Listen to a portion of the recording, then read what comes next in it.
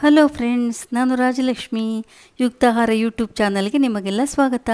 ಬೆಳಗಿನ ಉಪಹಾರಕ್ಕೆ ಅಂತ ಒಂದು ಆರೋಗ್ಯಕರವಾದ ರೆಸಿಪಿನ ಈಗ ತೋರಿಸ್ತಾ ಇದ್ದೀನಿ. ಅಕ್ಕಿ ತರಿ ಜೊತೆಯಲ್ಲಿ ಸೊಪ್ಪು ಮತ್ತು ಬೇಳೆಗಳನ್ನು ಉಪಯೋಗಿಸಿ ಹಬೇಲಿ ಬೇಯಿಸಿ ಮಾಡುವಂಥ ತಿಂಡಿ ಇದು. ಮಲೆನಾಡಿನ ಸಾಂಪ್ರದಾಯಿಕ ತಿನಿಸಾದ ಈ ಉಣ್ಳಿಗೆ ಮಾಡೋ ಬಗೆ ಹೇಗೆ ನೋಡೋಣವಾ? ಇದಕ್ಕೆ ಬೇಕಾದ ಅಕ್ಕಿ ತರಿನ ಫಸ್ಟ್ ರೆಡಿ ಮಾಡ್ಕೊಳ್ಳೋಣ. ಉದ್ದ ಲೋಟದಲ್ಲಿ 1 ಲೋಟ ತಿಂಡಿ ಅಕ್ಕಿನ ತಗೊಂಡು ಅದನ್ನು ನೀರಲ್ಲಿ 2 ಸಾರಿ ತೊಳೆದು ಅದರ ನೀರೆಲ್ಲ ಹೋಗೋ ಹಾಗೆ ಶೋಧಿಸ್ಕೊಳ್ಬೇಕು. ಒಂದು 20 ನಿಮಿಷ ಇರಲಿ ಜಾಲರಲ್ಲೇ ಆ ಅಕ್ಕಿ. ನಂತರ ಒಂದು ಶುಭ್ರವಾದ ಬಿಳಿ ಬಟ್ಟೆ ಮೇಲೆ ಈ ಅಕ್ಕಿನ ಹರಡಿ ಮನೆ ಒಳಗೇ ನೆರಳಲ್ಲಿ 1-2-3 ಗಂಟೆಗಳ ಕಾಲ ಇಡಬೇಕು, ಸ್ಪ್ರೆಡ್ ಮಾಡಬೇಕು. ಆಮೇಲೆ ಅದನ್ನು ತೆಗೆದು ಮಿಕ್ಸರ್ ಡ್ರೈ ಜಾರ್ಗೆ ಹಾಕಿ ತರ್ತರಿಯಾಗಿ ಪುಡಿ ಮಾಡ್ಕೊಳ್ಬೇಕು. ಆಮೇಲೆ ಒಮ್ಮೆ ಸಾರಣೆಯಲ್ಲಿ ಸಾಣಿಸಿ ಬೇಕೆಂದರೆ ಇನ್ನೊಮ್ಮೆ ಮಿಕ್ಸರ್ಗೆ ಹಾಕ್ಕೊಂಡ್ರೆ ನಮಗೆ ಬೇಕಾದ ಅಕ್ಕಿ ತರಿ ಉಣ್ಳಿಗೆ ಮಾಡೋಕ್ಕೆ ರೆಡಿಯಾಗಿರುತ್ತೆ. ಇದನ್ನು ಒಂದು ಡಬ್ಬದಲ್ಲಿ ಹಾಕಿಟ್ಕೊಂಡು ಉಣ್ಳಿಗೆ ಯಾವಾಗ ಮಾಡ್ತೀವೋ ಆವಾಗ ಅದನ್ನು ಉಪಯೋಗಿಸ್ಕೊಳ್ಬೋದು. ಈಗ ಉಣ್ಳಿಗೆ ಮಾಡೋಕ್ಕೆ ಸ್ಟಾರ್ಟ್ ಮಾಡೋಣವಾ? ಮೊದಲು 2-3 ಚಮಚ ಹೆಸರುಬೇಳೆ, 1-2 ಚಮಚದಷ್ಟು ಕಡಲೆಬೇಳೆನ ನೀರಲ್ಲಿ ತೊಳೆದು ಅದಕ್ಕೆ ನೀರು ಹಾಕಿ 1-2 ಗಂಟೆಗಳ ಕಾಲ ನೆನೆಸ್ಕೊಳ್ಬೇಕು. ಆಮೇಲೆ ಅದನ್ನು ಒಂದು ಜಾಲರಲ್ಲಿ ನೀರು ಹೋಗೋ ಹಾಗೆ ಶೋಧಿಸ್ಕೊಳ್ಬೇಕು. 1 ಬಟ್ಲು ನುಗ್ಗೆ ಸೊಪ್ಪನ್ನು ತಗೊಂಡಿದ್ದೀನಿ ನಾನು. ಮೆಂತ್ಯ ಸೊಪ್ಪು ಬೇಕಾದರೆ ತೊಗೊಳ್ಬೋದು, ತುಂಬ ಚೆನ್ನಾಗಾಗುತ್ತೆ. 2 ಕಡೆ ತೊಗೊಳ್ಬೇಕಾಗತ್ತೆ. ಅದನ್ನು ತೊಳೆದು ಹೆಚ್ಕೊಳ್ಬೇಕು. 1 ಹೋಳು ತೆಂಗಿನಕಾಯಿ ತುರಿದು ಅದನ್ನು ಮಿಕ್ಸರ್ಗೆ ಹಾಕಿ ಅದ್ರ ಜೊತೆಲಿ 2 ಹಸಿಮೆಣಸಿನ್ಕಾಯಿನ ಹಾಕಿ ನೀರು ಸ್ವಲ್ಪನೂ ಹಾಕ್ಕೊಳ್ದೆ ಒಂದು ಸಾರಿ ಮಿಕ್ಸರ್ಗೆ ಹಾಕ್ಕೊಳ್ಬೇಕು.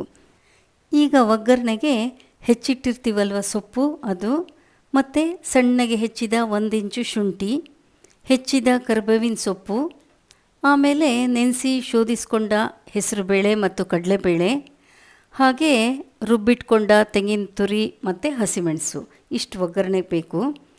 ಉದ್ದ ಲೋಟದಲ್ಲಿ 1 ಲೋಟ ಅಕ್ಕಿ ತರಿನ ತಗೊಂಡಿದ್ದೀನಿ ನಾನು. ಈಗ ಸ್ಟವ್ ಹೊತ್ತಿಸಿ ದಪ್ಪ ತಳದ ಬಾಣಲೆ ಇಟ್ಟು 3 ಚಮಚದಷ್ಟು ಎಣ್ಣೆ ಹಾಕಬೇಕು. ಎಣ್ಣೆ ಚೆನ್ನಾಗಿ ಕಾದಾಗ ಸಾಸಿವೆ ಕಾಳು ಮತ್ತು ಜೀರಿಗೆ ಹಾಕಿ ಅದು ಸಿಡಿದಾಗ ಹೆಚ್ಚಿಟ್ಟ ಕರಿಬೇವು ಮತ್ತು ಹೆಚ್ಚಿಟ್ಟ ಶುಂಠಿನ ಹಾಕಬೇಕು.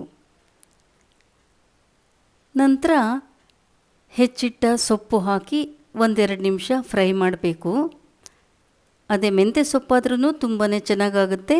ನಾನು ಇಲ್ಲಿ ನುಗ್ಗೆ ಸೊಪ್ಪನ್ನು ತಗೊಂಡಿದ್ದೀನಿ. ಈಗ ನೆನೆಸಿ ಶೋಧಿಸ್ಕೊಂಡ ಹೆಸರು ಬೇಳೆ ಮತ್ತು ಕಡಲೆಬೇಳೆ ಹಾಕಿ ಹೀಗೆ 1 ನಿಮಿಷ ಫ್ರೈ ಮಾಡಬೇಕು. ಮತ್ತು ಈ ನೆನೆಸಿದಂಥ ಬೇಳೆ ಹೀಗೆ ಒಗ್ಗರಣೆಯಲ್ಲಿ ಫ್ರೈ ಆಗಿ ಬರುತ್ತಲ್ಲ, ಉಣ್ಳಿಗೆ ತಿನ್ನುವಾಗ ತುಂಬ ಟೇಸ್ಟಿಯಾಗಿರುತ್ತೆ.